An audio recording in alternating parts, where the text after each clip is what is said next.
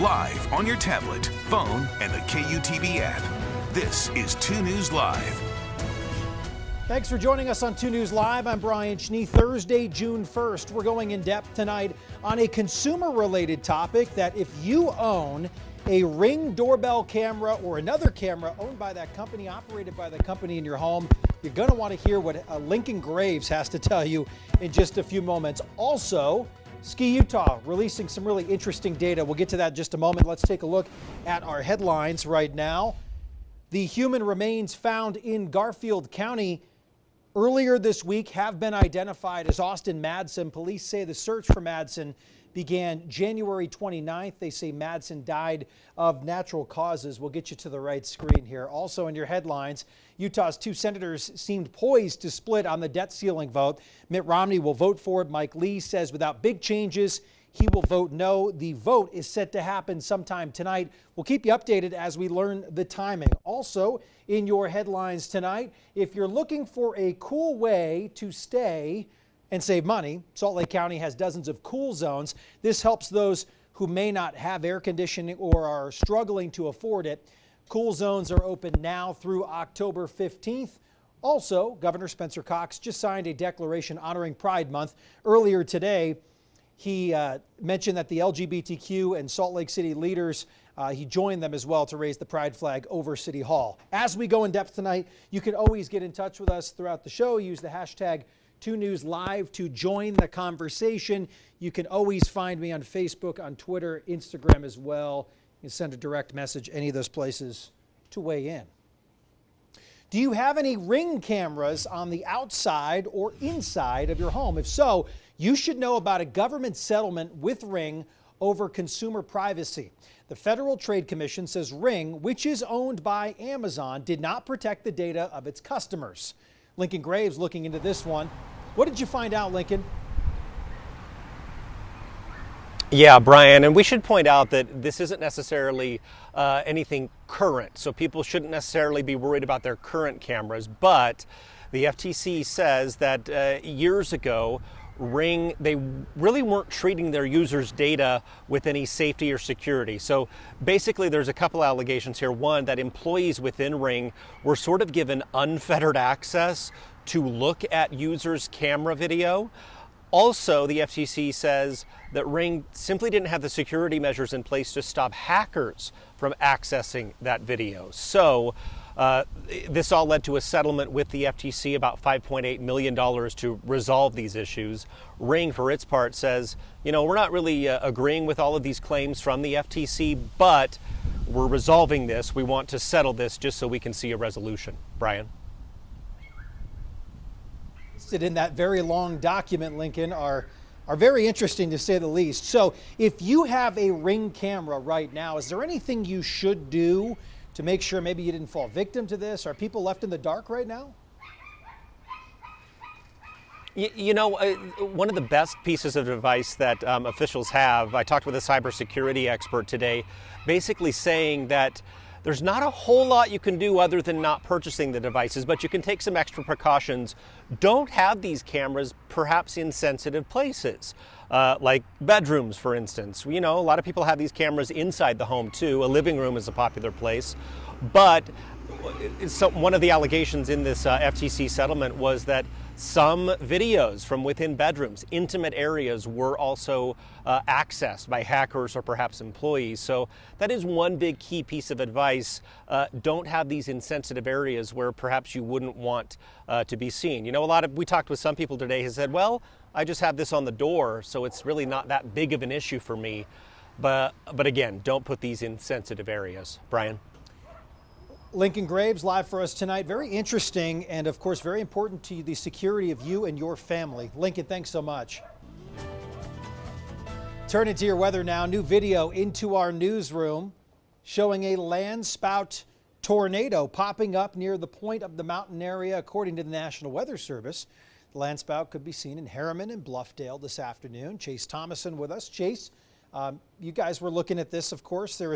You sent in a video rather quickly showing some of this. Interesting, landspout tornado could be also kind of like the full term, right? Yeah, landspout tornado is the full term, Okay. but it is different than your classic tornado. Let's make sure that is emphasized. Yeah. Very different here. Right, and it can still cause some issues. Of course, if you're, living in this area and it hits you, it probably feels like a tornado, but we're not seeing, those massive tornadoes that we typically see out towards the southern plains. The difference, though, with this setup is that it's not coming from the clouds. It's kind of swirling up near the surface. So we've had these storms nearby because of our mountains. Winds are just whipping all around, and this develops on the ground, and it's not coming from the cloud and then reaching the ground. So there's the difference. And with these, they're a little bit weaker on average, and they don't last as long. So it's kind of like a dust devil, but with clouds going overhead. They can still bring some damage, though, right? They can. Along with it? Potentially, if you're talking about a very strong land spout, that can see winds up to 100 miles per hour. I doubt this was even close to that. But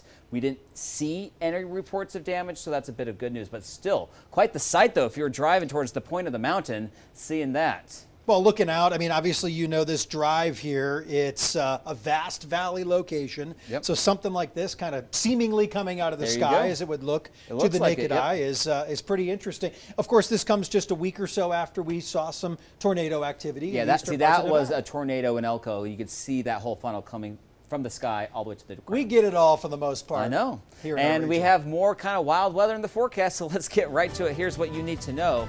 Right now, though, I'm loving the cooler temperatures in the afternoon and evening as those clouds get a little bit thicker. We've had a few showers nearby.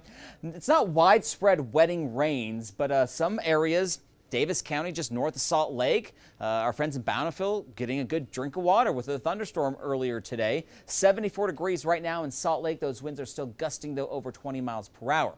It's a busy weekend in downtown Salt Lake City for the Pride Festival. We'll still have more scattered thunderstorms tomorrow, but some drier air begins to roll in over the weekend.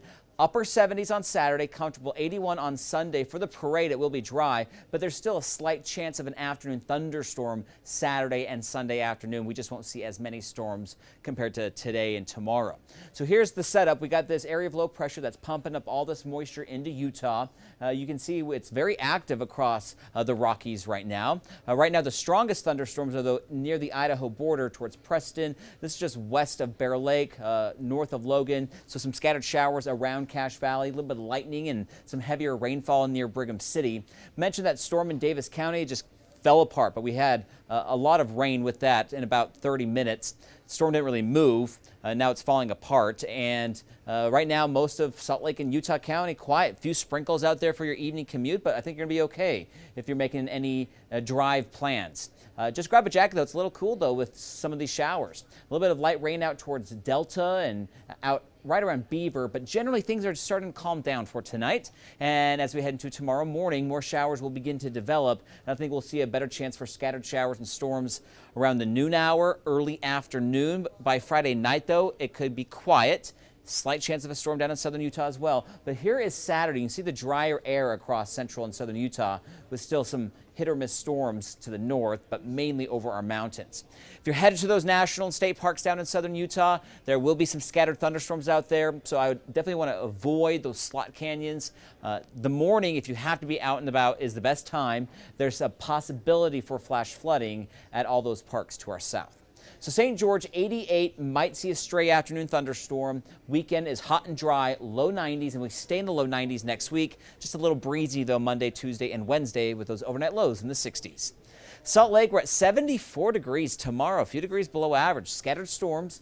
A relatively comfortable weekend, and then next week does look warmer as we climb into the mid-80s, but you know what? That's just a couple degrees above average for this time of year. Some scattered storms are possible. They return Monday, Tuesday, and Wednesday. Today's the first day of June, so normal high, Brian, 79. Any guesses what our normal high is by the end of June? 89. Close, 90 degrees. 90 degrees. So we climb 11 degrees on average in the month of June.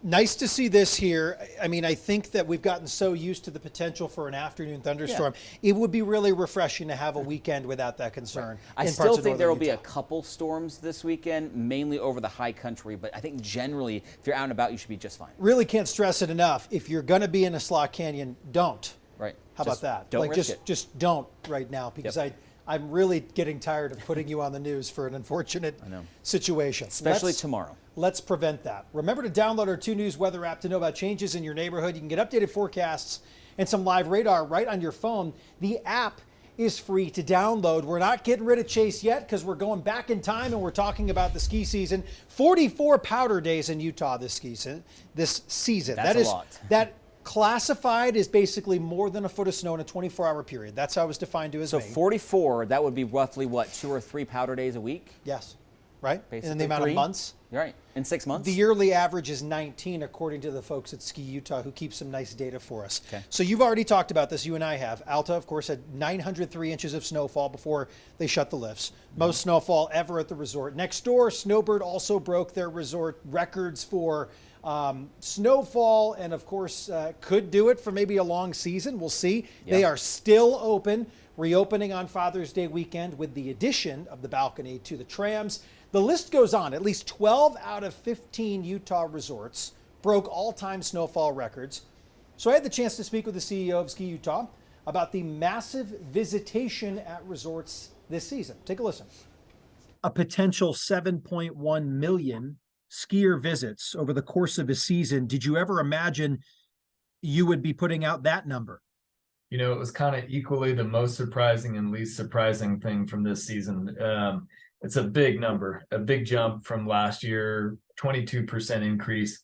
But, you know, it's not surprising given the snowfall that we had and when it came and how often it came and, you know, the length of the season. I mean, every resort in the state broke some kind of record, whether it was snowfall or visitation or both, days skied. So we just, you know, we were open wall to wall starting in around Thanksgiving.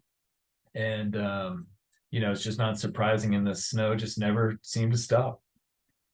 How do you measure skier visits? How do you measure that data? So a skier visit is anybody visiting any one of our resorts for any time, day or night. So if you went up to Brighton and went night skiing, that's one skier visit. If I skied 65 days of powder this year, which I did, that's 65 skier visits. And so what I would say, that'd be different than, say, unique visits, which are, you know, how many people came and skied here. And we're still kind of unpacking the data, so don't have that number right off the top of our head. But it's skier visits is the industry standard. Where does the industry go here after achieving such a milestone this year? Yeah, well, we'll see. You know, if we could schedule 900 inches of snow a year, we could have some of these big winners every year. I'm not sure. I'm not totally advocating for that. You know, it was fun for a winter, but it was a lot of work as well. We'll see. We've got a very strong tailwind, and our industry, I would say, is has matured over the last 20 years. So, you know, when the Olympics were here, people were still kind of just learning the names, Park City, Deer Valley. We kind of lived in the shadows of the Aspens and Vales of the world. And, you know, our industry has matured a ton. I think we need to put some serious effort into infrastructure and the way we move people to and from the resorts. Some of the challenges we have are not once you get on the hill. The resorts do a great job of managing the experience there, but it's getting into and out of, and I'll give you an example, Little Cottonwood Canyon. You know, that road has not changed much since I was 20 something years old, you know, 25 years ago. And we're putting, you know, way more people up there, people like you that come from out of state and buy a multi-resort pass and love the access. And, you know, we just need to think about more efficient and reliable ways to move people into and out of the canyons. So a few takeaways from that. Nathan skied 65 days this year. I wish I could have done half of that. Okay, I won't prove, but yes. Yeah, I mean, that's what he says. Yes, that's what's a lot. That is a lot. Skiing. That is a lot of skiing. I believe him. I do believe him. It's also interesting. He talked about Little Cottonwood Canyon. We did talk about the gondola, by the way. Okay. I do want that to be known. So that's in our conversation, or at least maybe we'll share it tomorrow with you. But there are some interesting takeaways because that big number, 7.1 million skier visits. That's a large number of almost 22% of an increase from where things were last year. Yeah. He would not share individual resort data. I was really curious about this too because there were so many different records year by year. The only response I got with a bit of data from any resort that I reached out today, which was about a half dozen, the folks at Sundance, which we talked about them a little bit this year, Right. having being able to ski in May. That was really cool. They had some really interesting storms that gave them lots of snow. Got caught in one of them. Yes, you Yep. got caught up there. Yours involved trees falling though too, Yep. so not just snow.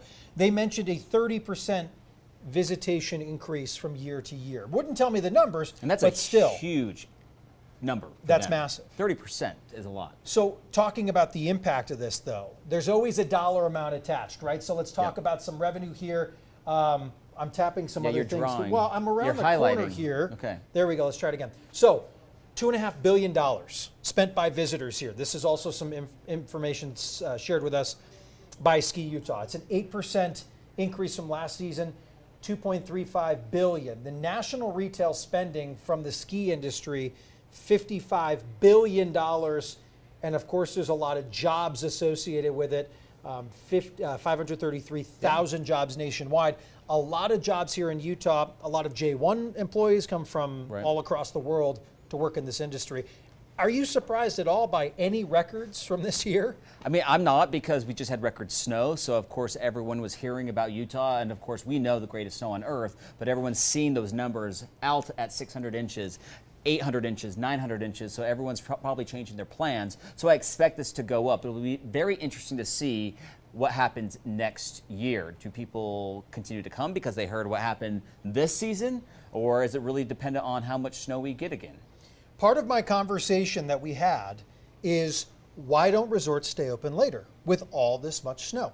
And I asked him the question, what is the reason why? A lot of people like to speculate. They blame Right. it on a contract with the U.S. Forest Service. They blame it on jobs. They blame it on insurance policies. Hear what Nathan has to say in basically our full interview. I put together a longer version on our YouTube page right now. So go check it out. I'm curious about that. I'm Right, going to check that out, because Brian. it's one of those things that people always will say, well, why aren't they open later? And for me, that was always a question moving from out of state, as we talked about, Right. of wondering why resorts aren't open later. I don't think you'll be surprised by the answer. I'll tell I you think that. there's probably a lot of different factors. Yes. So again, we did talk about the gondola. We talked about the Okay. growth of the industry. I even asked him about private ski resorts. Did you ask about Mayflower? I did. I Okay. worded it into a question: Mayflower, Wasatch Peaks, the growth of private Yeah. versus public. We Different do talk. resorts. We Okay. do talk about that. It's in our full right. interview there, and we'll also talk more about this tomorrow here on 2 News Live. We're interested. Yeah, well, I could always talk about it. Thanks for watching 2 News Live. We are not done for the work week. We're back tomorrow at 5:30. Hope you'll join us again as we wind down and enter the month of June. Can you believe it? Have a great night.